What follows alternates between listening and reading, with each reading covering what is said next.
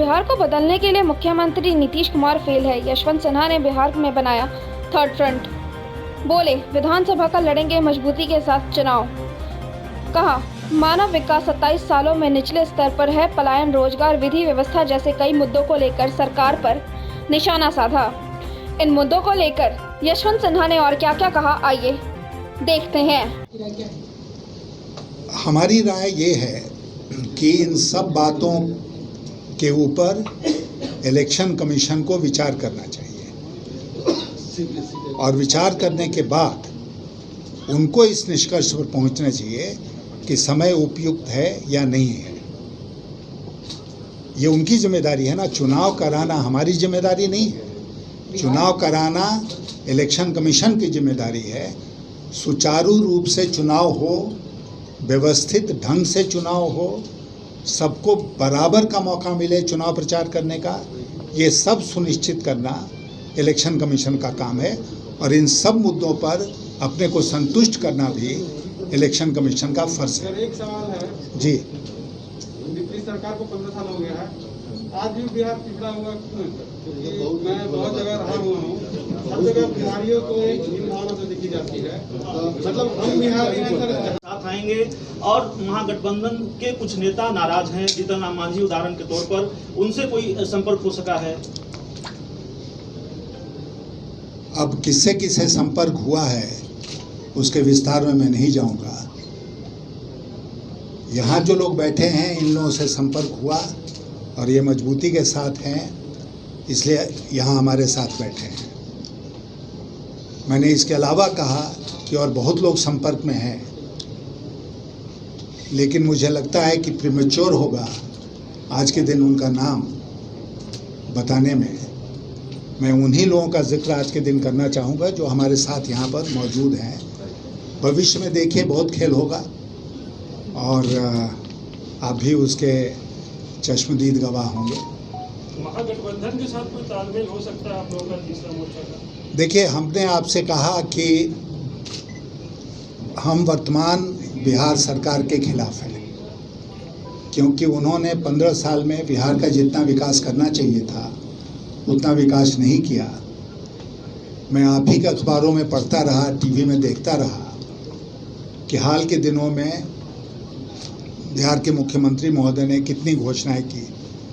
आज भी अखबार भरे पड़े हैं उनकी घोषणाओं के। जैसे उन्होंने कहा कि हम हर खेत में पानी पहुंचाएंगे अगले 5 साल में। जैसे कि उन्होंने कहा कि हम मजदूरों को रोजगार देने के लिए बिहार में उद्योग लगाएंगे। तो ये जो है ना, ये चलती चलंती की वेला है और चलती चलंती की वेला में कोई भी घोषणा करना मुझे लगता है कि बेमानी है, उसका कोई मतलब नहीं है। भारत के संविधान में व्यवस्था क्या है?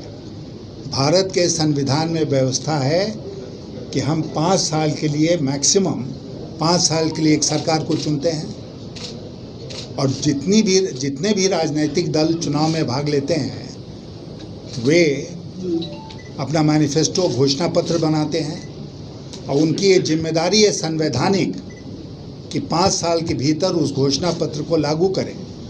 अगर वो 5 साल के भीतर घोषणा पत्र लागू नहीं करें, 15 साल तक नहीं लागू किए, तो आगे घोषणा करने का उनका कोई अधिकार नहीं है। सर, पार्टी का नाम अभी तैयार किया गया है कि नहीं, जब तैयार होगा तो आपको बता देंगे। यशवंत जी, आप खुद क्या चुनाव लड़ेंगे? हमारा एक सिद्धांत रहा है जीवन में कि जब हम, अंग्रेजी में कहावत है ना कि जब हम पुल पर पहुंचते हैं तब तय करते हैं कि पुल को कैसे पार करना है। और कुछ? पुल आ गया। मैं बिल्कुल आपकी वेदना से सहमत हूँ। वही वेदना मैं भी महसूस कर रहा हूँ, हम सब महसूस कर रहे हैं और उसी व्यवस्था में सुधार करने के लिए हम सब इकट्ठे हुए हैं ताकि बिहार को ये दंश आने वाले दिनों में नहीं झेलना पड़े। बिहार का गौरव फिर से स्थापित कभी आएगा।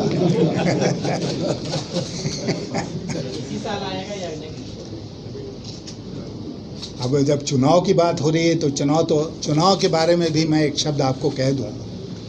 कल कुछ राजनीतिक दलों की बैठक हुई और उसमें विभिन्न प्रकार के विचार व्यक्त किए गए, जैसा हमने आज अखबारों में देखा। अब ये जो वर्चुअल कैंपेनिंग है, ये बात समझ में नहीं आती है कि इतने वर्षों में जो हम जिस तरह कैंपेन करते रहे हैं, उस सबको नज़रअंदाज करके वर्चुअल कैंपेनिंग होगी। अब उसमें एलईडी स्क्रीन लगाया जाएगा, लोगों के हाथों में स्मार्टफोन पहुंचाया जाएगा। ये कितना खर्चीला सवाल है, व्यवस्था है, इसके बारे में कभी किसी ने ध्यान दिया?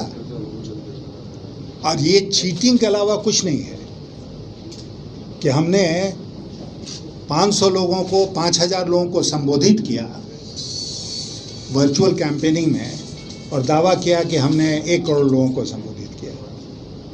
वेरिफिकेशन कैसे होगा? कोई उपाय नहीं है।